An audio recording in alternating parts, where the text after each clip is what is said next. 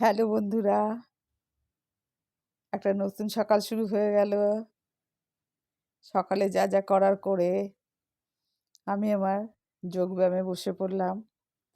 তারপরে তো অন্যান্য জীবনে যেগুলো এগিয়ে যাওয়ার কাজ, সংসার জীবনে সেগুলোতে এগোতেই হবে। এটা তার মধ্যে একটা পার্ট।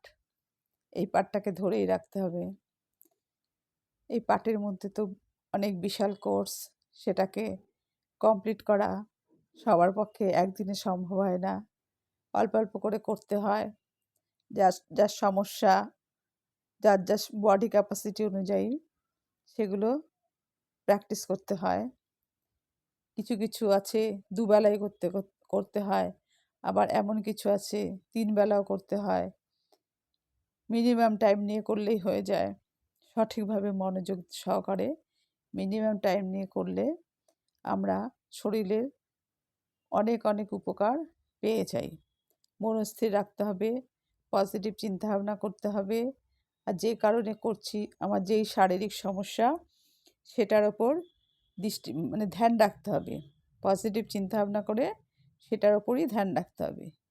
তাহলে আমাদের বডি থেকে গুড হরমোন সিক্রেশন হবে এবং আমাদের যেই জায়গায় সমস্যা হচ্ছে সেখানে আমরা মনে মনে সেই জায়গাটাকে ফিল করব।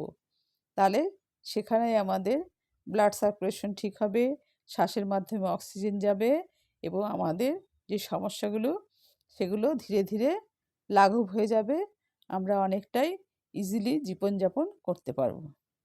ঠিক আছে, আমি 2-1টা এক্সারসাইজ দেখাচ্ছি, যে এক্সারসাইজগুলি বিশাল উপকারিতা আছে। বর্তমান সমাজে নানা রকম রোগের মধ্যে পায়ের সমস্যায় মেনলি কোমরের সমস্যাও আছে।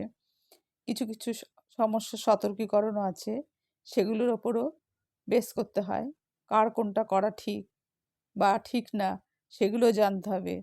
যোগ এক্সারসাইজ করব বললেই করে ফেললে হয় না, বিভিন্ন গাইডলাইন্সের মাধ্যমে সেগুলো করতে হয় এবং নিজের শরীরের ওপর নির্ভর করে করতে হয়। এগুলো হচ্ছে ফ্রি হ্যান্ড লাইট এক্সারসাইজ, যেহেতু তার জন্য নিজের বডি ক্যাপাসিটি অনুযায়ী করতে হয়। ঠিক আছে, আমি এখন এক্সারসাইজ করব। প্রথমে হচ্ছে আমি সোজা হয়ে ধ্যান মুদ্রায় বসবো। আমাদের সর্বক্ষণে আমাদের বসার পশ্চারটা সবসময় মেরুদণ্ড সোজা থাকবে।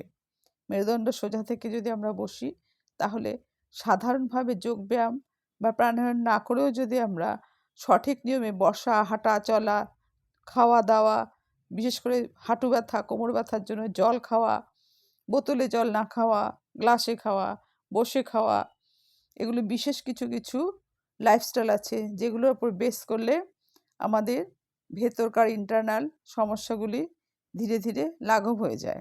প্রথম থেকে করতে পারলে তো সেগুলো অ্যাটাক করতেই পারে না। যদিও অ্যাটাক করে যায়, তাহলে সেগুলোকে আমরা ওভারকাম করতে পারবো আমাদের লাইফস্টাইল মেনটেনের মাধ্যমে। খাওয়া দাওয়া তো রয়েছেই, তার মধ্যে বসা, হাঁটা চলারও অনেক উপকারিতা রয়েছে, যেগুলো সতর্কভাবে করলে এবং জেনে শুনে করলে তাহলে নিজেকে অনেকটা হালকা মনে হয়। আমরা যখনই বসবো সোজা হয়ে আমাদের মাথায় রাখতে হবে আমাদের স্পাইনাল কর্ড যেন ঠিকঠাক সোজা থাকে। আমাদের স্পাইনাল কর্ড যদি ঠিক সোজা থাকে, তাহলে আমরা সামনে আমাদের বডি ঝুঁকে যাবে না, কোমরে ব্যথা হবে না, পিঠে ব্যথা হবে না। এগুলো বিশেষভাবে উপকার হয়। সেগুলোর জন্য যে এক্সারসাইজই করতে হবে তা না, নিজের বসা, হাঁটা, চলা সেগুলোর ওপরও ঠিকঠাকভাবে যদি আমরা মনোযোগ দিই, নির্দিষ্টভাবে যদি আমরা জেনে করি, তাহলেও আমাদের শরীরের অনেকটাই উপকারে আসে। ঠিক আছে, আমি একটা এক্সারসাইজ দেখাচ্ছি, যেটা হচ্ছে পাটা সামনে ছড়িয়ে দিতে হবে। সরি, পাটা সামনে ছড়িয়ে দিতে হবে। যাদের হাঁটুর সমস্যা তাদের সবসময় পায়ের আঙুলগুলো আমার নিজের দিকে থাকবে। তাহলে কি হলো, হাঁটুর যে কাফ আছে সেটা সবসময় একটু স্টিফ থাকে। তাহলে সেটা অনেকটাই ব্যথা থেকে আমরা লাঘব পাই। যখনই আমরা পা ছড়িয়ে বসবো, পায়ের আঙুল সোজা থাকবে নিজের দিকে, আর হাতের ওপর চাপ পড়বে, হাতটা বডির পাশাপাশি থাকবে, স্পাইনাল কর্ডটা সবসময় সোজা থাকবে। এরকম করে বসতে হবে। এরকম করে বসার পরে আমাদের একটা আছে গ্র্যান্ডিং, যেটা করলে আমার পেটের চাপ হবে এবং হাতটাও ঘুরে আসবে, হাতের মাসেলেরও চাপ পড়বে। এটা আমি 2-3টে পশ্চার আছে, আমি একটা পশ্চার প্রথমে দেখাচ্ছি। হাতটাকে আমি মুঠ করে নেব। হাতটাকে মুঠ করে নিয়ে বডিটা ঝুঁকিয়ে একটু ওটাকে আমি টাচ করব। টাচ করে পুরো ঘুরে আসবে। চাকি ঘোরানোর মতো রাউন্ড হয়ে ঘুরে আসবে। এটা অল্টারনেট করে করতে হবে। ডান দিকে ৫ বার করে বাঁ দিকে ৫ বার। যোগব্যায়ামের নিয়মই হচ্ছে ব্যালেন্স রেখে করা। একটা সাইড করব আর একটা সাইড করব না, তাহলে হবে না। একটা সাইড করার পরে যদি কোনো রকম সমস্যা হয়, তাহলে আবার তার জন্য অন্যরকম কিছু আছে, সেগুলোও করে নিতে হয়। এখন হাতটা আমি ফিঙ্গারটাকে লক করব। আমি নিচু হব। নিচু হলে কি হচ্ছে, আমার পেটে একটা চাপ পড়ছে। পেটে যেন চাপ পড়ে সেটাও আমার মাথায় রাখতে হবে। পেটে চাপ পড়লে আমার কি, যে লোয়ার অ্যাবডোমেনের ওপর চাপ পড়ছে সেটাও আমার হালকা হয়ে আসে। তারপরে সেই লোয়ার অ্যাবডোমেনে চাপ পড়লে আমাদের যেগুলো ইন্টারনাল পার্টসগুলো ভেতরে আছে তার উপরে চাপ পড়ে, খাওয়া দাওয়া যেরকম হজম হয়, এবং তার সঙ্গে আমার হাত পায়ের মাসেলেরও ওপরে চাপ পড়ছে। এবং আমাদের সমস্ত শরীরের মানে যোগব্যায়াম একটা করলে অনেক রকম উপকারিতাই হয়। প্রত্যেক ব্যায়ামের সময়, যোগব্যায়ামের সময় আমি এটা বলি, বা এটা সঠিক নিয়ম মেনে চললে অনেক উপকারিতা। ঠিক আছে, আমি এখানে পায়ের মধ্যে আঙুল লাগালাম, আমার বডিটা নিচু হয়ে গেল। এখান থেকে আঙুল লাগিয়ে আমি পুরো ঘুরে যাব। ঘুরে গিয়ে আমি পেছনে একদম সোজা হয়ে পেছনে সরে যাব, কারণ আমার হাতটা ভাঁজ না, হাতটা পরে সোজা থাকে। আবার ঘুরে আসবে, এই টাচ করলো, আবার রাউন্ড হয়ে ঘুরে গেল। এভাবে আমি মিনিমাম ৩ থেকে ৫ বার, ৫ বারই করব মিনিমাম, এটা বলছি। রেখে দিলাম। এবার আবার উল্টো দিক থেকে সরি এবার উল্টো দিক থেকে আসবে। উল্টো দিক থেকে এদিক দিয়ে হয়ে গেল, আবার তার উল্টো দিক থেকে যাবে।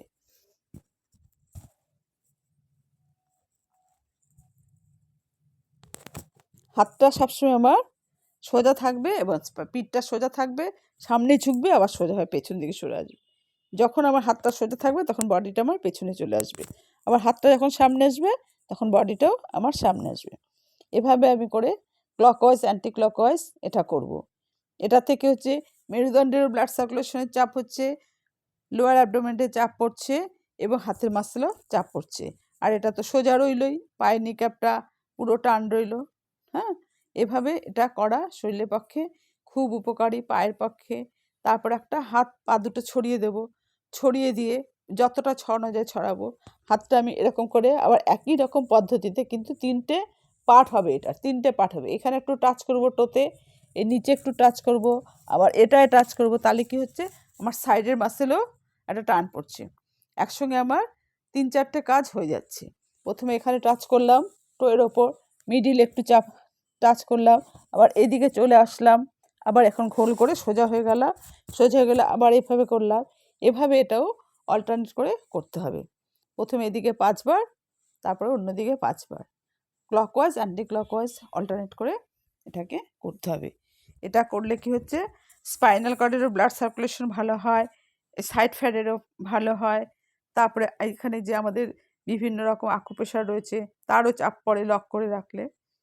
একটা যোগা প্রাণায়াম যদি আমি সঠিক পদ্ধতিতে জেনে করি, তাহলে আমি অনেক রকম উপকার পাবো, এবং তা জানতে হবে, জেনে করতে হবে। তাহলে কি আমাদের মনের মধ্যে সে আনন্দটা আসবে, এবং সেরকম গুড হরমোন সিক্রেশন হবে, এবং সেই সব জায়গাগুলোতে আমাদের, যেমন ব্রেন থেকে বিভিন্ন রকম সতর্কবার্তা জানায় আমাদের শরীরে, কখন কোথায় ব্যথা হলো, কখন পোকামাকড় কামড়ালো, কখন আমরা ব্যথা পেলাম, এগুলো যেরকম আমরা চট করে বুঝতে পারি আমাদের অজান্তেই হয়ে গেলে, তখনই আমরা সেখানে তাকাই যে এখানে মশা কামড়াচ্ছে, ওখানে পিঁপড়ে কামড়াচ্ছে। এই জিনিসটাও তাই, সঠিক নিয়ম যদি আমি জানতে পারি, তাহলে আমার সেই জায়গার ওপর ফিলিংস হবে। সেই ফিলিংসটা হলে সেখানকার সমস্যা থেকে আমরা বেরিয়ে আসতে পারবো। ঠিক আছে বন্ধুরা, এখনকার মতো রাখছি। বড়দের প্রণাম, ছোটদের ভালোবাসা। আমার চ্যানেলটার নাম ঝর্ণা স্মাইল।